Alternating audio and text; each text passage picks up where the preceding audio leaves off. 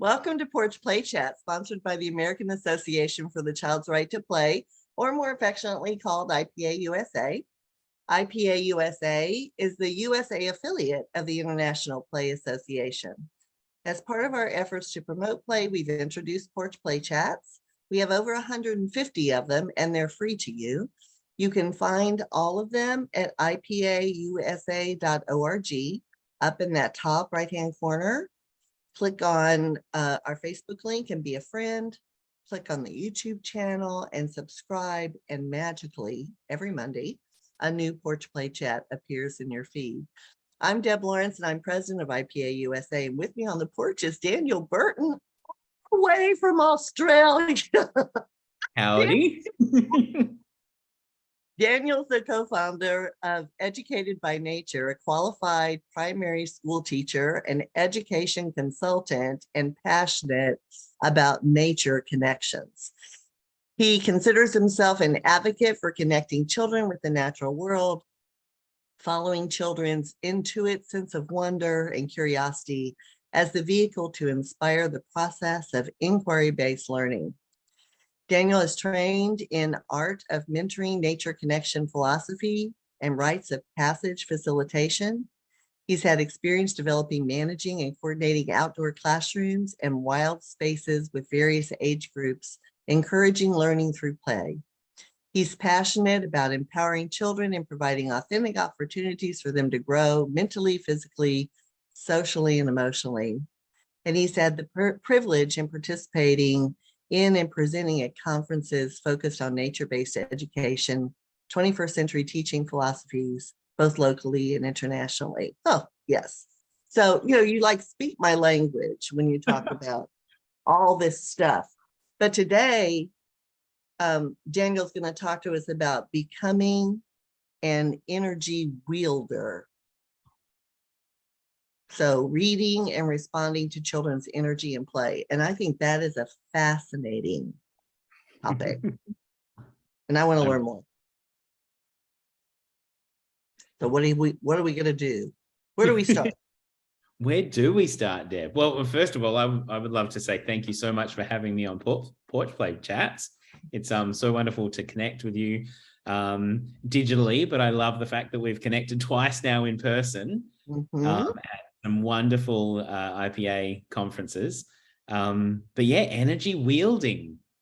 Let's start there. How do we do that? Energy wielding is a term that we came up with at Educated by Nature over the last 5 years or so, looking at the way that we support children in their play. So a lot of us at Educated by Nature, and myself included, are primary school trained, elementary school trained teachers, educators. So we come from a teaching background, but we enter this world of play work, of mentoring, of working with children in play-based experiences, opportunities, all of them outdoors. We are super passionate about connecting with nature and the natural world.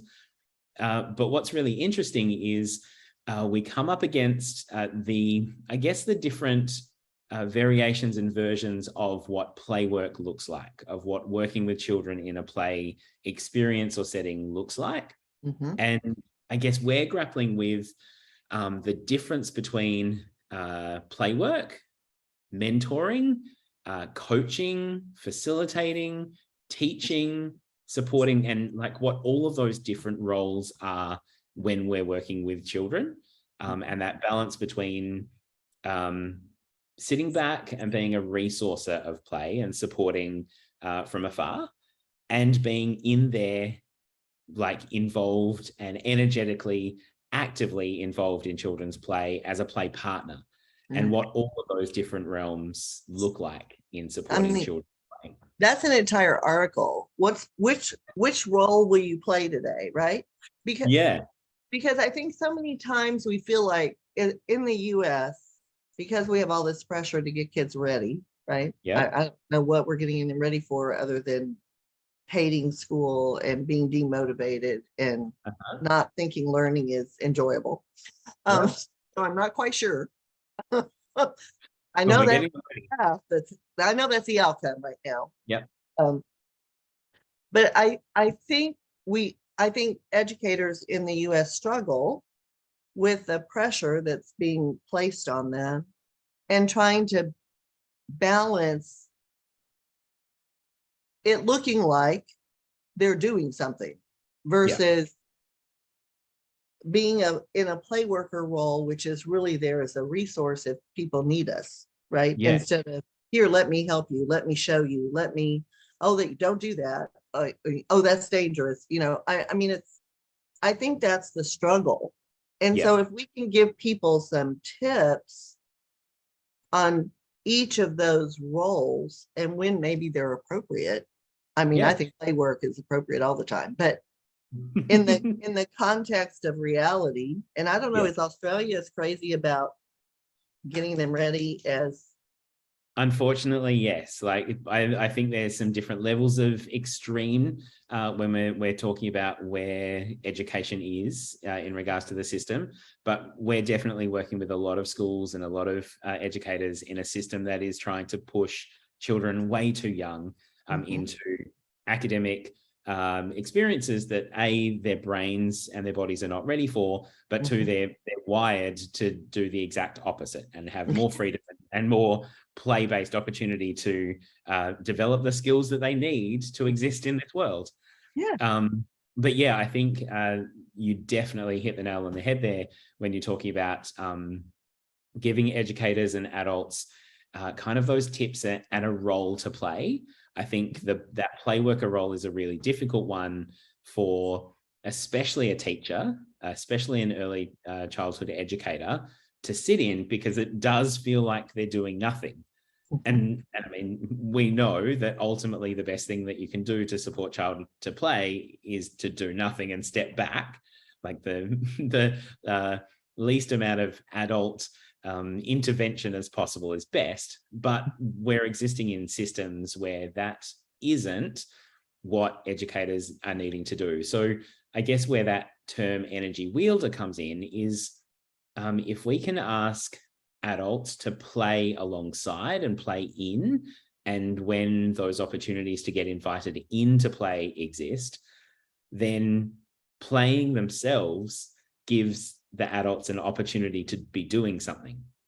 And then it kind of gets them out of the way by putting them alongside children in their play. But to do that, we have to support adults to know how to play and what is okay.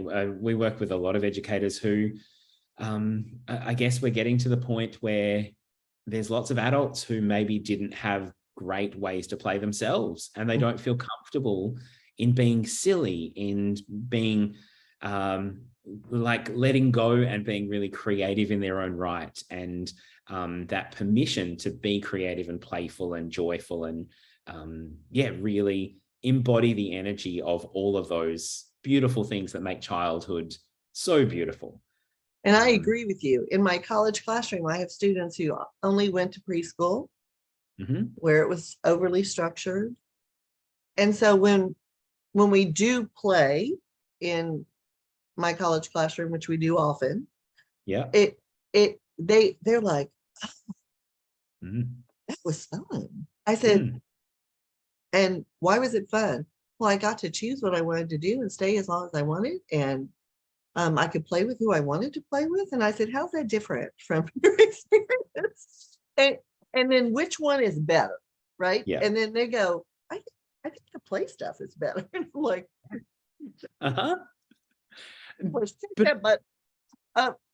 but yeah, because they haven't had. So we have people who were trying to motivate to let children play who've never had that experience. And just like parenting, we parent the way we were parented unless we figured it out, right? Of what we liked and don't like. So I think that is a huge challenge. So how do we move them from that I didn't do this, I was always supervised, to being an energy wielder? So one technique that we use, we talk about a concept of 2 feet in or 2 feet out, which is a facilitation technique and comes from our Rites of Passage background that we focus a lot on I guess, the framework of rites of passage and how play itself and opportunities to play is a rites of passage for children these days. But so the 2 feet in or 2 feet out model looks at the facilitator and whether they are 2 feet out, in which case we're an observer. We might be a sentry, like a guard standing watching for the things that are going to go wrong, or the safety. If we can shift that observer, the 2 feet out, to be watching what the energy is like in a group of children playing, what things are happening, maybe what resources need to be added or taken away. So I guess that play work role, 2 feet out. When we talk about 2 feet in, we're talking about that member of a teaching team, of a facilitation team, of your staff, who can be in there playing alongside. So maybe they're in the sandpit, in the sandbox. They're also creating things and making things. They are running around playing those high energy tag games. They're a part of the play, and we can be really strategic with the members of our staff who take on that role. And they're the ones that feel comfortable in that role already. So they're the 2 feet in. And then we can talk about a 1 foot in, 1 foot out. And that's where we get to have a look at, well, how can I take on a role where I'm still observing and I'm aware of the energy of the group, the energy of individuals, the need for resources, but I'm also being playful in that particular role. 1 foot in, 1 foot out. And I guess what we look at is when we're looking at early learning, early education centres, childcare centres, where there's often a larger group, a larger number of adults or educators in the space, who gets to take on each one of those roles in any experience? Who is the 2 feet in? Who is the 2 feet out? Who is the 1 foot in, 1 foot out person? And what are their particular roles? What things are they looking out for? And giving them those specific roles helps them to feel more comfortable in allowing play to happen more freely and getting involved in the play more freely themselves. I think that is a beautiful way to match people with what they're comfortable with. You know, it was really interesting when I was a director for 100 years. I loved when I was able to find a male to work with school agers. I would love to have a male working with toddlers or male working with preschoolers, but they seem most comfortable with the school agers. And and I was fortunate to have him every summer for like 4 summers. He was a ski instructor in the mountains in Colorado in between times, but then he would come down and he would work our summer camps. And it was the most beautiful thing because, you know, the rest of the staff was women because I couldn't find men who wanted to work with children. And he was the one that would run around, throw a football, you know, be the really energetic one outside with the children who absolutely adored him. And the female employees would, you know, make sure children had what they needed to play and just took on a nurturing role. He took on the rough and tumble role. And they knew their roles and they enjoyed them. And it was, so I think the key to this 1 foot in, 1 foot out, 2 feet in, 2 feet out, is that you do have to match it to what the person would like to do. Yeah. And then they have a purpose and feel more purposeful because they've chosen a role. I think that's brilliant. And it's permission. Yes. So we exist in a world where children, but also adults, need permission to take on the roles that they're playing.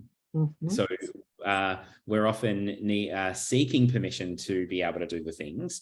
So that flows into the roles that we play when we're working with children. What is the permission that I have right now?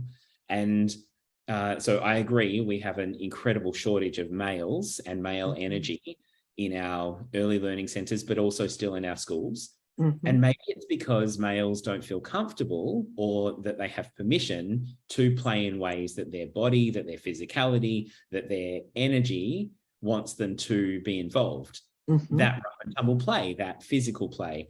And so if they don't feel like they have permission and they don't feel like they belong there, then they're not going to enter that space. So if we can create spaces where these things are okay and encouraged and supported, and it's a natural part of how we operate as a team and what's expected of our role, then we're going to encourage more male energy in that space. And we're going to have the opportunity for people to take on different roles. And what great opportunity for the kids in our care, for the children in our care, to see those different roles and then grow up to take on those roles, and the cycle continues. And the cycle keeps going. So if we can go back to 1 foot in, 1 foot out, and what might be the characteristics of a teacher who might choose the role of 1 foot in, 1 foot out? So I think that person, that teacher, so we're talking about a teaching role now. I think that 1 foot in, 1 foot out is looking for that opportunity to be a little bit more extroverted. Maybe their personality style is a little bit more introverted. They're quieter and they don't necessarily naturally operate in a louder, overt, excitable energy in a play experience, in a learning experience. So maybe that gives them that opportunity to take on both of those roles. And then the children they're working with get that sense that they are involved, but they also have a part of a role to play where they're watching what's happening on the peripheral. They're helping to get the resources to make that play possible. They're resourcing the learning opportunities that are available.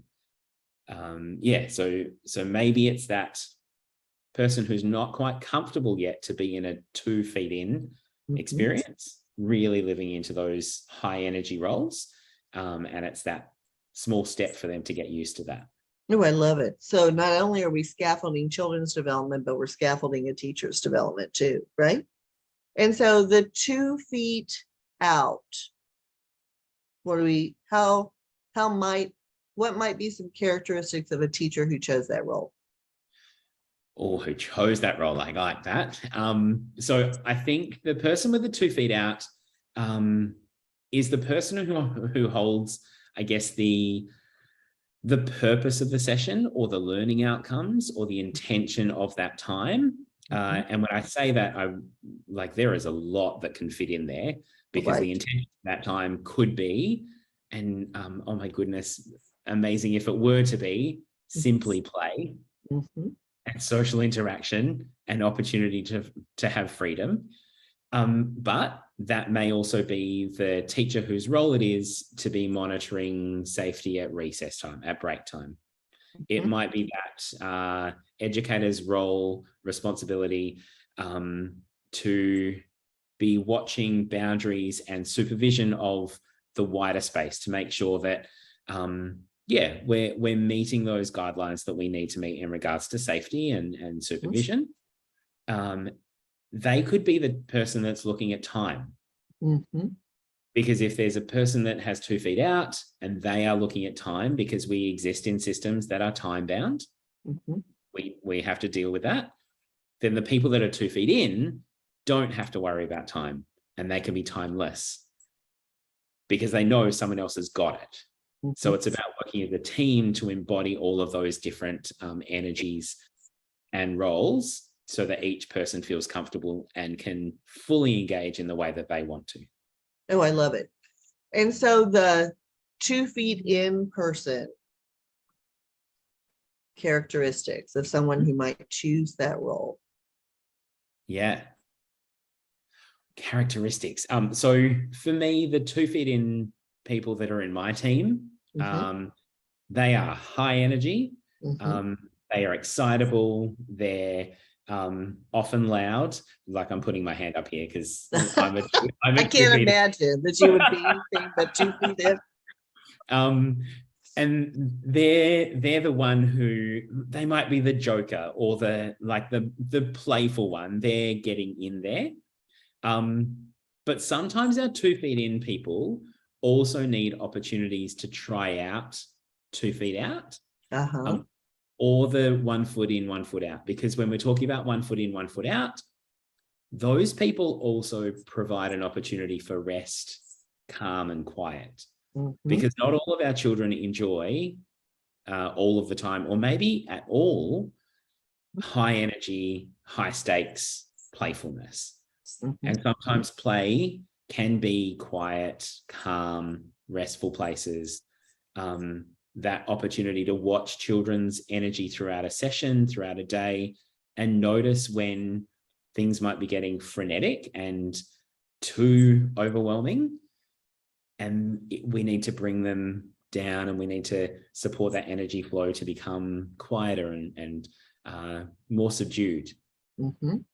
That high energy person has an opportunity then to grow themselves. And remember that that's an important part for some people's personality too. So as one of those people, recognizing that there are members of my group, whether I'm working with adults or children, that being that high energy all the time is exhausting, and they need to be respected and given that opportunity to be calm and quiet as well.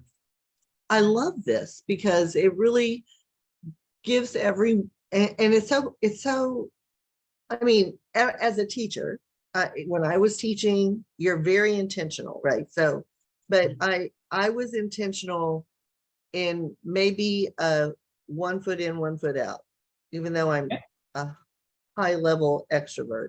But it was okay. I'm the only teacher in the room, so I kind of have to do both roles while play is happening, and I'm trying my best not to interfere or direct it, right? So I think based on how many staff you have in a particular classroom, having people understand deeply those 3 options and recognizing that sometimes you might be all 3. Absolutely. And you need to find ways to create that comfort within yourself and challenge yourself, right? So I don't think I could ever be the 2 feet out. And the perfect example was when we were at Cameron's program in Fort Williams. And I was talking way too much. Like, oh my God, Cameron's staff is amazing and such well-trained play workers. And I looked at, was it Lindsay that was with us? Yeah, Lindsay. I looked at Lindsay and said, I am talking way too much. And she just smiled at me. So I could never be the 2 feet out person. But there were times when, as a teacher, I was the 1 foot in, 1 foot out, and the 2 feet in. So that I think is a balance that you have to feel comfortable with, and a balance that you can manage. When do I shift those roles if I'm needing to play more than one? So can we talk a little bit about play? And so we have educators who are in primary schools, non-primary playgrounds, and in primary classrooms, and educators who are in early care and education programs working with a large age span. And we have educators in middle school and educators in secondary. And I don't know if you work with middle or secondary, but we do have some playful educators who do play in middle and secondary. It looks different than with birth to 5, and it looks different than with K through 4, K through 5, but it's still play, and it's child agency is present, choice, who I'm going to play with, what I'm going to do with it, where I'm going to do it, how long I'm going to be there, all that agency that we want for 21st century learning. My God, we say we want problem solvers and we solve all their It's all problems. there, isn't it? Oh my God, it's all there. So anyway, how can we support educators? Let's start early childhood. How can we support early educators to feel comfortable with all this pressure, to feel comfortable taking on this role that allows more child choice, long periods of uninterrupted time to play and to make those choices, who they're playing with, what they're playing with? How can we help them feel empowered to take on one of these three roles, or maybe all three of them if they need to encourage more play in the classroom with young children? How can we do that? Let's start early childhood. That's a great question. And I think that is the challenge that we're all working towards, isn't it? I think the first thing is exactly what you touched on about being at Fort William at Stramash, is that as adults, we need to zip it. We need to open up our awareness and really see what's going on. I think educators get really good at looking at children, but not seeing children. Yes. We get really good at observing learning, but we're not really good at feeling and really knowing the depth of learning that's going on, especially when children are playing. Yeah. So I think it starts at break time, at recess time. It starts at that small opportunity on a Friday afternoon when it's after lunch. The children are often they're done for the week. So that's often a write-off time anyway for academic curriculum focused work. So let's use that period of time. Let's make that sacred period of time to go outdoors and make it as opportunity for play. And the role of the educator in that time is to have a pad and pencil, not an iPad, because an iPad gets play and play. Yes, please stop. A pad and pencil, and take note of the language that's being used in play, of the different social interactions, of the children that often get called out for disrupting in the classroom or the troublemakers. Let's focus on those children and seeing where they're being leaders. Richard Louv just recently shared a quote saying that he's heard from educator after educator after educator that when we take children outdoors, the ones that are labeled as troublemakers indoors become the leaders. Not just better behaved, leaders.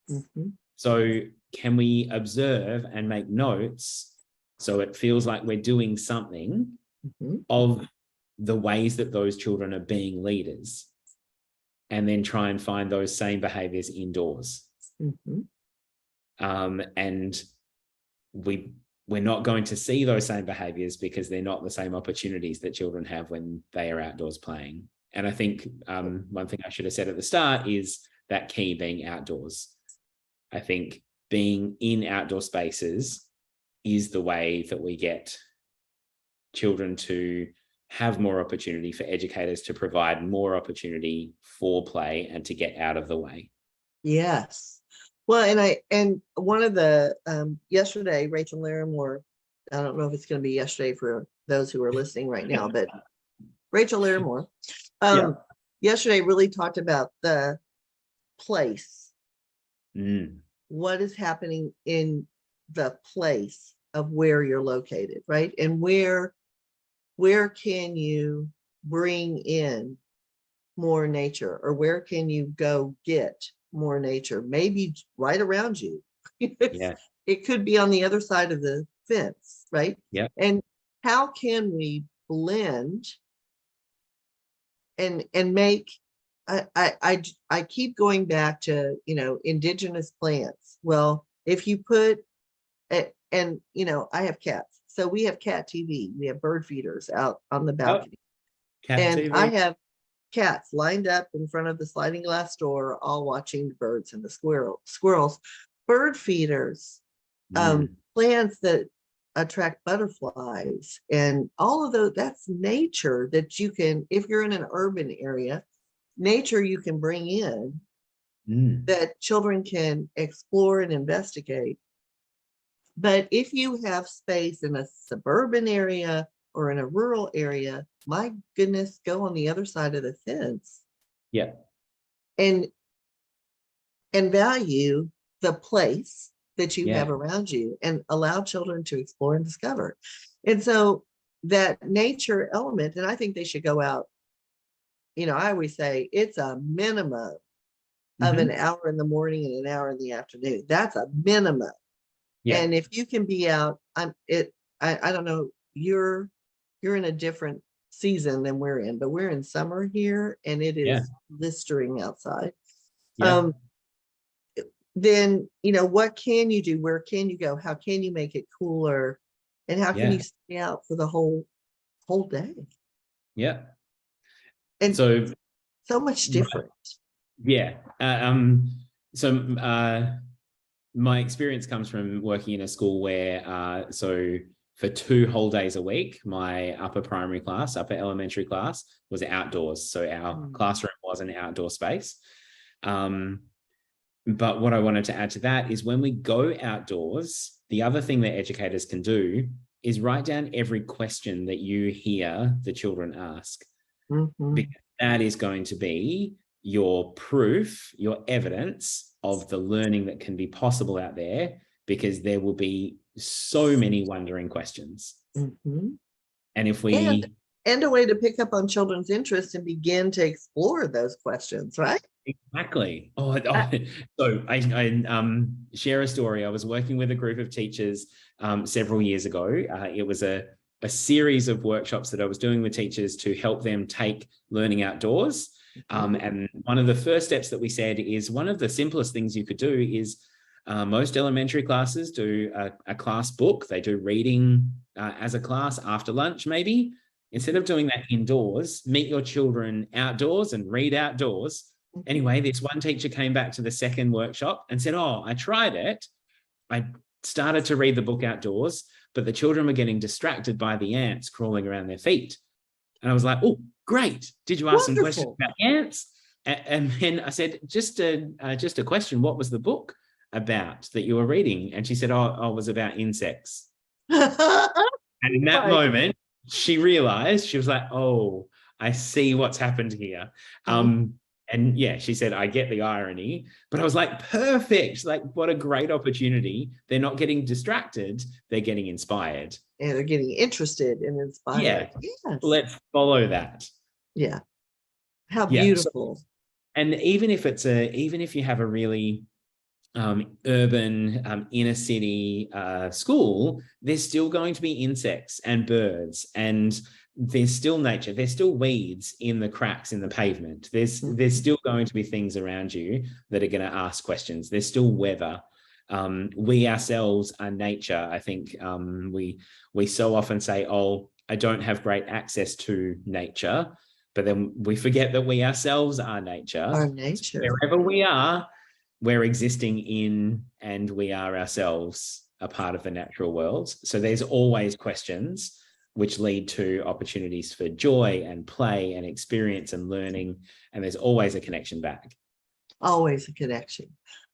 Well, okay. So we're almost done, but think about 3 closing ideas for people who've been listening to this Porch Play Chat.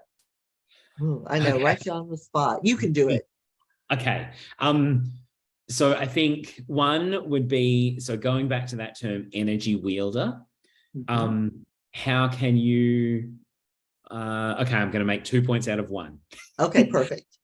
How can you be an energy wielder for the energy that exists within you? So going back to that idea of identify where your comfort levels are, where your edges are in regards to play, in regards to being high energy or low energy, and be comfortable in pushing those edges, trying out new things, but also supporting yourself with working with a team. And so, yes, we might be teaching a class ourselves, but is there a time that you can buddy up with another class of another teacher that you know maybe has the opposite energy level to you so that you can play parts of those roles?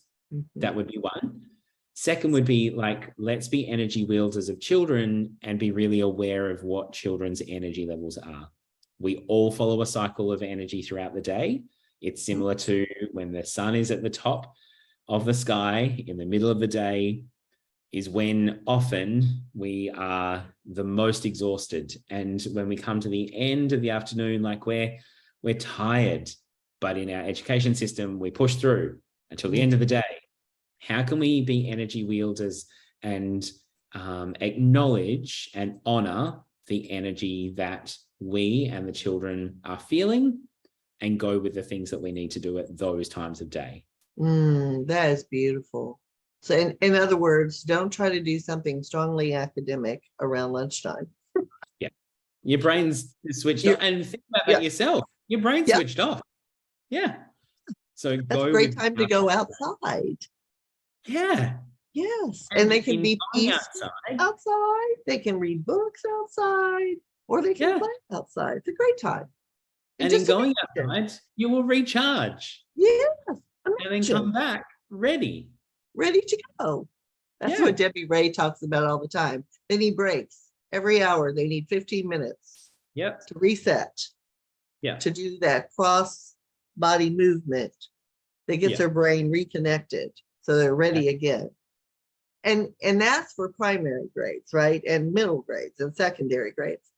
Early childhood, they should just be playing most of the day, right? Yeah. I mean, most of the day, other than when they must do something like eat their lunch, take a nap, otherwise they should be playing. They should be playing. Their play, not yours. Yes. Oh my goodness, Daniel, this has been amazing. All right, so I'm going to wrap this up. Don't go anywhere. So to learn more about Porch Play Chats and IPA USA, please visit our website at ipausa.org. And until next time, keep on playing.